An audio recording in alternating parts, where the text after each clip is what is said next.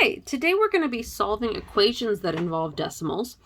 We've done a lot of this before with whole numbers, and now we're going to just keep advancing with decimals. And we've done it with fractions too.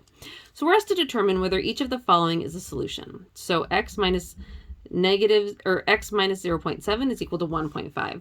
So all I'm going to do whenever I have an x is substitute in the value there. So 1 minus 0.7 is equal to 1.5. I'm going to put a little question mark. 1 minus 0.7, I can solve that. 1 minus 0.7 is equal to 0.3, right? That would be like 1 minus 0.7, like a 10, so 0.3. 0.3, is it equal to 1.5? No, so that's not a solution. How about negative 0.8? 0.08 is minus 0.7, is it equal to 1.5? Well, negative 0.8, oops, I wrote this. Why did I do that? Negative 0.8 minus 0.7, is it equal to 1.5? Negative 0.8 minus 0.7, since these are the same sign, we can add them, and these are actually going to become a negative 1.5, which is that equal to positive 1.5? Nope. So that's not a solution.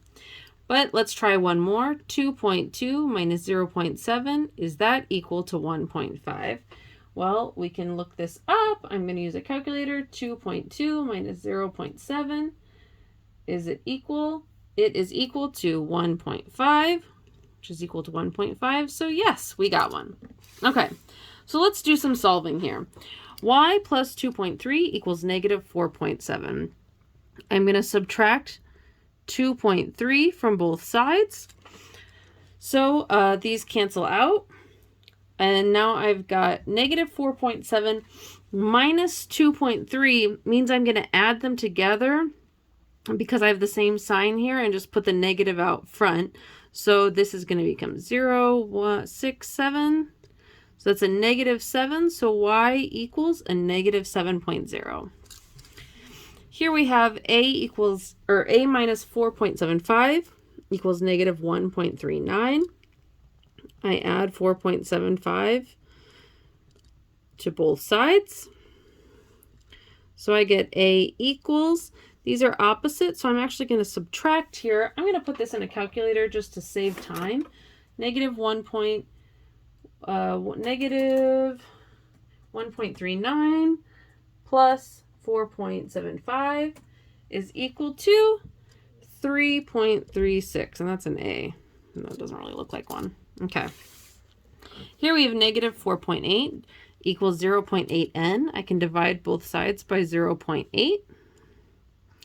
Negative 4.8 divided by 0.8, I think is going to equal 0.6. So let me check here.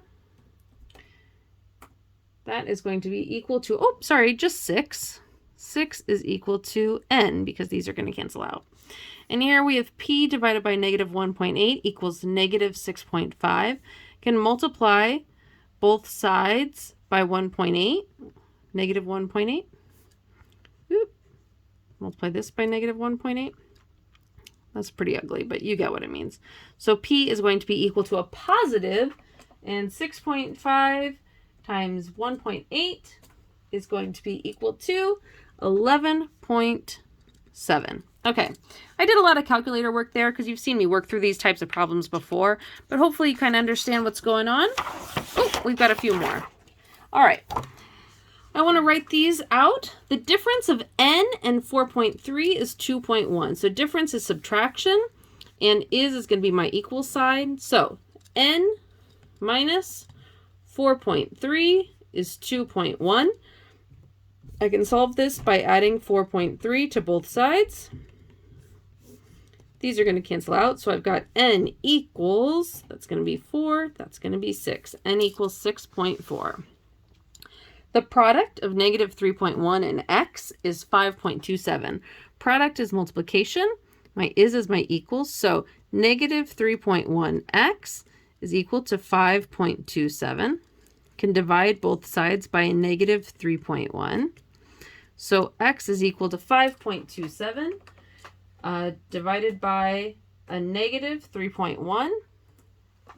and that is equal to a negative 1.7. Okay.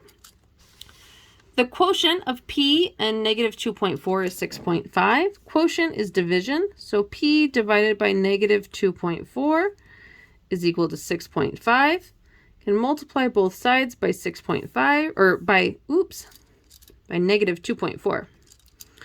And negative 2.4, negative 2.4.